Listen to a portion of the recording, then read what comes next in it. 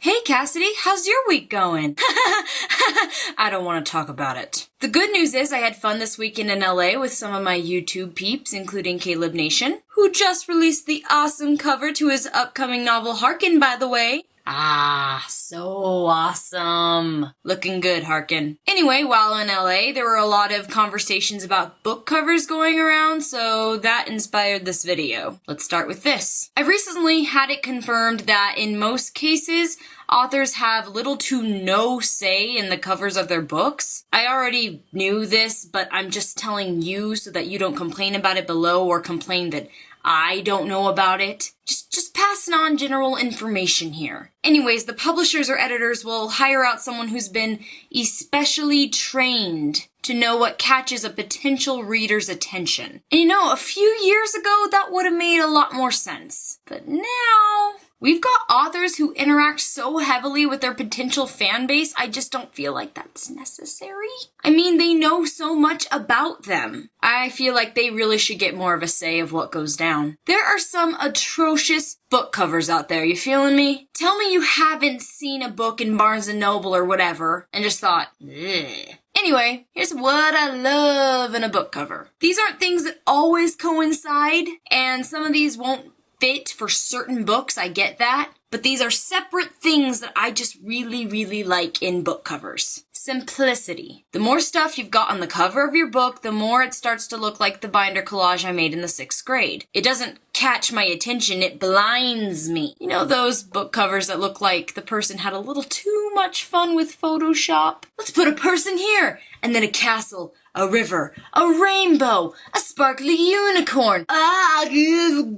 Stop that. It doesn't look good. Anyway, simplicity is mysterious. There's something about covers with just the book title, for instance, that really catches my fancy. What is this about? What is beautiful? What is the creature? The Maze Runner has got some really great covers. Colorful but not overbearing. The Hunger Games have some of my favorite covers ever. Simple, beautiful, and perfectly symbolic. Drawings. Gonna go ahead and contradict myself a little bit here, but I say if you're gonna go all out, draw it. Some of the most beautiful book covers ever are drawn covers. Exhibit A, Exhibit B, Exhibit C. I would like to see more of this in young adult fiction. But drawings are for kids! I'd really like you to read the Leviathan series. It'll change your mind right quick. Colors. Going back to the simplicity thing, I love it when covers, especially covers of a series, have a really simple color scheme. Black,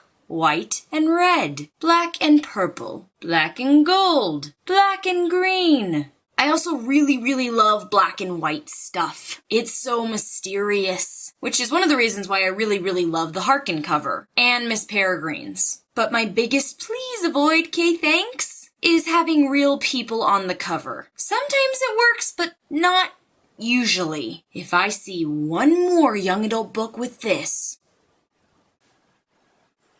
I'm gonna... You know what I hate? I hate it when I see covers with real people on it, because that's basically telling me I'm not allowed to imagine up the person myself. I cannot picture the characters as I choose to. It messes with my mind. Who's the person who changed the Maximum Ride covers to the new designs? Who? You are the reason for 90% of my anxiety. Do you know that? How do you go from this to this? Also, one thing that we have all seen enough of. Girls in long dresses. Young adult publishers, I'm looking at you. This works for some series because it actually makes sense. Good job, The Selection by Kiera Cass. But for the rest of you 5 million others out there, why'd you do that? I mean, yeah, your main character's a girl, but do we really need girls dramatically posing in long prom dresses in the front of your cover?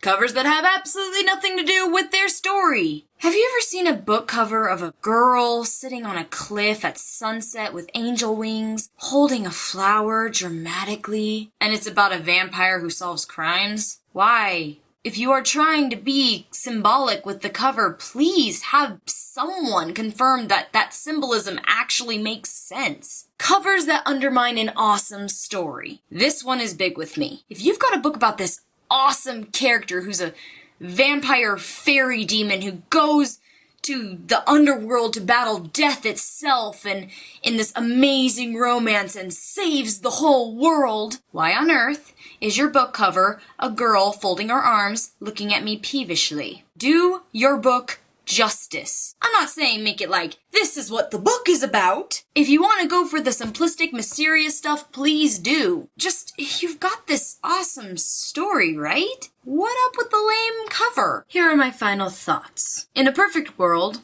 well, my perfect world, publishers and editors and other important peeps would watch this video and listen to me. Unfortunately, this is the kind of world where I have finals week and I've ran out of Nutella. So even if I know none of them are watching this, I'm still going to address them. People, give your authors more power over their covers. Once upon a time, it made sense to give the responsibility to someone else, but things have changed. The internet is not the same place it was a decade ago. Authors are connecting with their audiences through YouTube, Twitter, Tumblr, Facebook. They know their stuff. Maybe even better than you? And I'm not going to sit here and pretend like I'm a part of the publishing world. I don't know everything. I am just making guesses. But in my brain, this makes sense. And I feel like this may be one of the main reasons for all the really craptastic covers I've seen.